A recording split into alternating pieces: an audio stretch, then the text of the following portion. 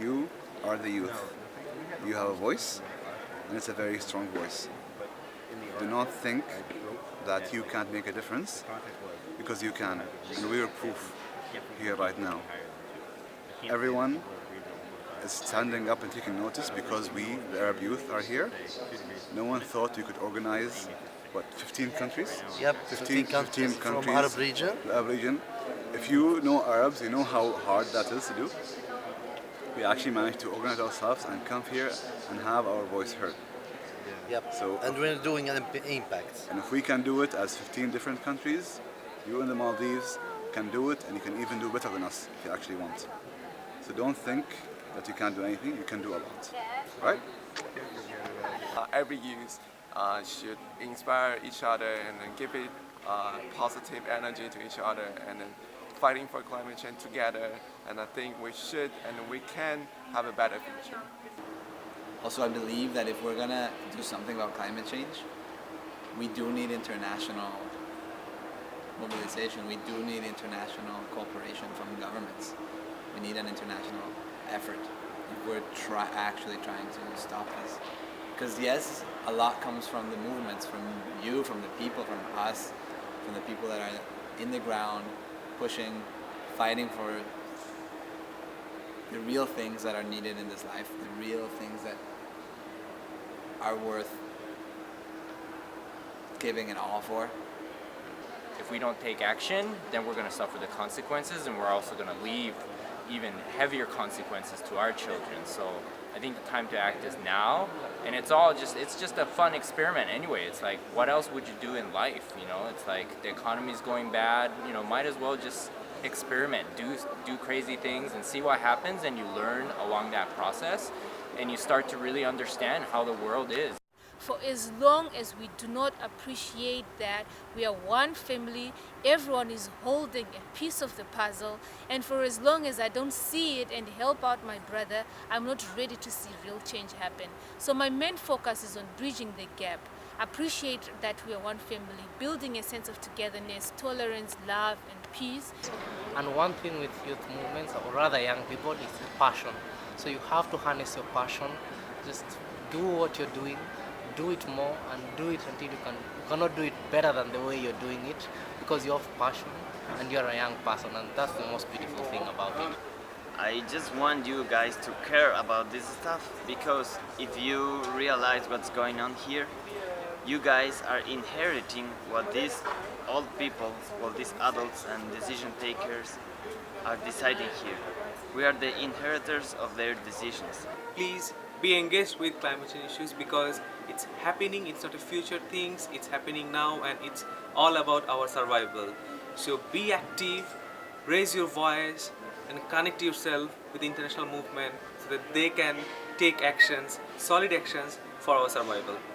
So coming up with your own initiative would have your input in decision making by our negotiators. All I want from you is to be part of decision making. Everywhere you go, talk, speak, let your voice be heard. Take it by the horns and push it. Never trust anything that comes out of government or whatever. Push until you cannot push anymore, and then push some more. Essentially, because this is your future, this is your life, and there's no tomorrow. There's no day called tomorrow in the week. It's today, it's now. So push it. You guys are way more important than you can possibly imagine. The amount of people I've spoken to in the corridors here, they get so much inspiration from the work that you put in, the work that you're going to put in, the partnerships you're making, and the fact that you guys have just relentless hope when it would be so easy not to. When we're talking about climate change, it really has a massive impact on me personally, and it has a massive impact on the young people from around the world to see the drive and enthusiasm that Maldivian youth continue to have. So you have such a responsibility not to lose that drive and that enthusiasm, because everyone else feeds off of it.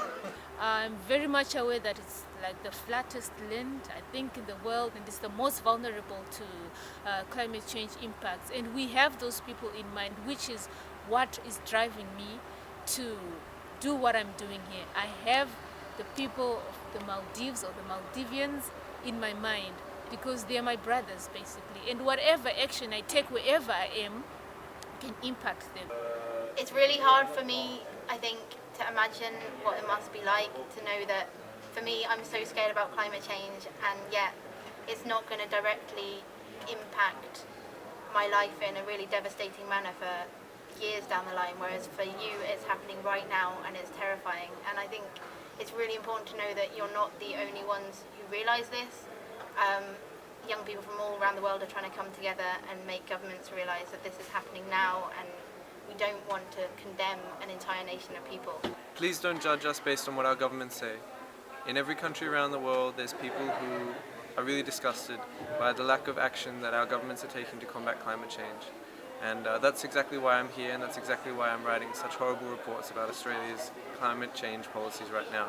And it must be incredibly frustrating to see some things that go on here, but the work that you're doing at home and the amount of effort you're doing to actually move things forward and not just talk about climate change conferences and then talk about them again in a year's time, it's really inspirational. So I'd actually like not to give a message, but just a thanks to Maldivian Youth, because you guys are just really cool. Like, everyone here loves you.